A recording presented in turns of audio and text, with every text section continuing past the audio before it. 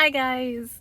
Welcome back to my channel. In case you're new, my name is Josie and I am an American living in Portugal. I wanted to jump on, I have a little time before I have to meet up with my friends. I wanted to share with you how my experience was buying my apartment. Apartment condo. In the States I would call it a condo because I own it. Apartment's something that you would rent, but here they call it an apartment. In case you aren't familiar with my apartment, I have a previous video doing a tour. We use it now for short-term rentals and also for our friends.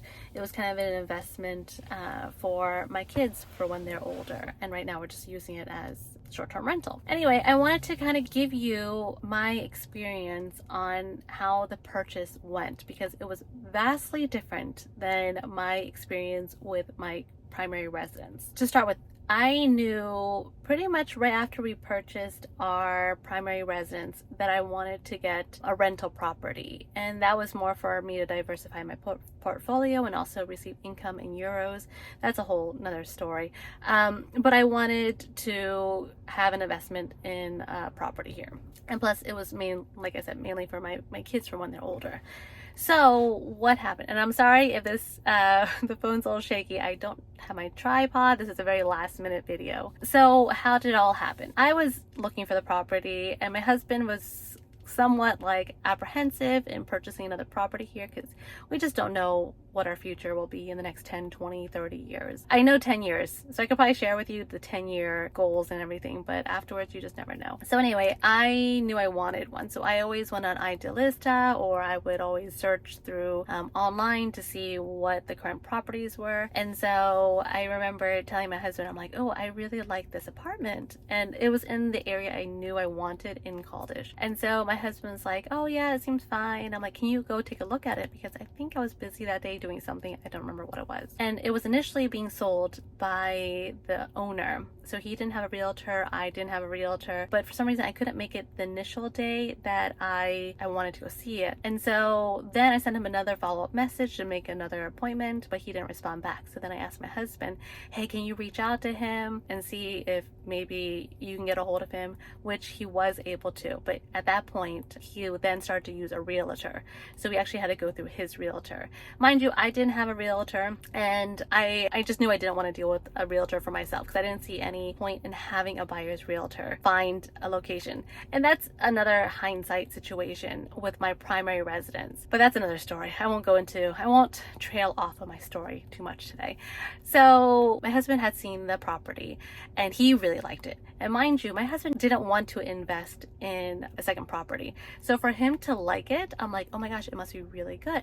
And so I'm like, well, I don't know, maybe we should look at a couple more before I went to go see the apartment. And he's like, no, I really like the apartment. I have a really good vibe, and it seems like a good property for that price. And I won't disclose the price, sorry. Anyway, so I was like, okay, let me go look at it. And we went to go look at it, and it was exactly what I wanted. It wasn't a huge property, but it wasn't a small property. It's a 2-bedroom, 1-bath property that we really didn't need to do a lot of renovations to it. And again, it was in my ideal location that I really liked. Right inside Caldish, a little bit further away from the Praça Fruta, but like a 5-minute walk to it. So you won't hear the crazy noise at the setup because we stayed in an Airbnb inside the Praça Fruta, and I'll tell you, I woke up at 5 o'clock in the morning because they set up all the stands at 5 o'clock in the morning.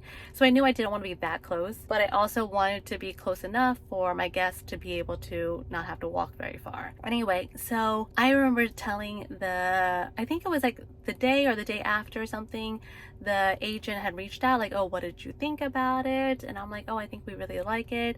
Can we go ahead and just put in an offer? And so he was like, yeah, you can go ahead and put an offer. So we put the offer in, which negotiated a little bit. And then I remember saying, okay, we'll take the apartment. Can we go ahead and just put a deposit down and a CPCV? And at that point, we weren't sure if we were going to finance the property or if we were going to pay it outright. And so I remember the agent was like, no, don't worry, we'll reserve the spot for you, or reserve the house or the apartment for you. We won't show it to anybody else, but we want you to go to the bank and do everything you need to do before we went down the CPCV route. And I'm like, okay, cool. So we spent the next like 2, 3, 4 weeks or whatever talking to different banks, because we had a couple of different banks that we were clients of. And then at that point the rates were getting higher, and we weren't sure if we were going to finance it at that point, because once we came back and found out how much we would pay in the mortgage, we're like, I don't know. Anyway, so the agent had reached out again, was like, hey, so I just wanted to see what your update is. And I'm like, well, you know what, we decided we don't want to go down the bank route, so we'll go ahead and go down the CPC.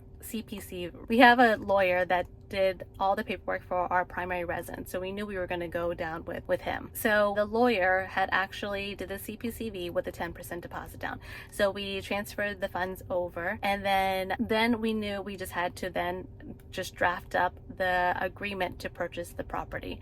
So I think afterwards, once we did the CPCV with the clause and everything, because we wanted them to do some work on the apartment, I think it was within like a couple weeks, we had the purchase done and we signed it. The owner came, gave us the keys, we signed the document. It was literally like, for the moment that we signed the CPCV, it was probably like 2-3 weeks, and that was mainly just for us to transfer over the funds. So obviously we didn't have to wait on the bank, or we didn't have to wait on anything else, and we saved a good chunk of money by not having to deal with a buyer's agent. And then we also obviously went through our lawyer, so the whole process was so much smoother, because with my primary residence, I remember telling my agent, my buyer's agent, I guess, yeah, we were interested in the property, and he was like, okay, you need to sign a CPCV tomorrow, and I'm just like, whoa, like let me have a couple days. And he was doing all the scare tactics where it's like, no, you need to sign it so that no one else can get the house. Mind you, that house, like my house, had been on the market for like a year or something. So sure, we did end up signing the CPCV a lot quicker than I probably would have done had I known like the process now of how to purchase a house. But that whole process of buying my primary residence house, it was so much harder than my apartment, which I'm telling you, listing agent was so cool. He was like, yeah, take your time, it's okay, I know you need to talk to the banks, I'm not going to have you sign CPCV until you know for sure you're gonna whatever. And I'm like, oh really, are you sure? Like I don't want this house, I don't want the apartment to be sold to someone else. He's like, no, I'm going to take it off the listing, which he did. I'm not going to show it to anybody else. I know you. Well, he didn't know me, but he's like, I trust that you're going to do it and whatever. So he was so cool. And same thing with the sellers, they were really awesome. Yeah. So now, would I recommend a buyer's agent? I'm sure you guys are going to ask this. To be honest, it's so hard to say. Now that I live here, I wouldn't recommend one. Now, if you think buyer's agents are like the ones in the States or any other country, I'm not sure which country you're coming from, they don't do what I would expect them to do coming from the States. Like a good chunk, and this is what's so surprising, because I have gone through a lot of buyer's agents for my first home, not the one that I purchased, but obviously we looked at different homes. I was so shocked that some of the buyer's agents never visited the property, and I'm like, you never visit the property, so how are you going to tell me what's wrong with the house, or what's good about the house, or any information that I would have questions on?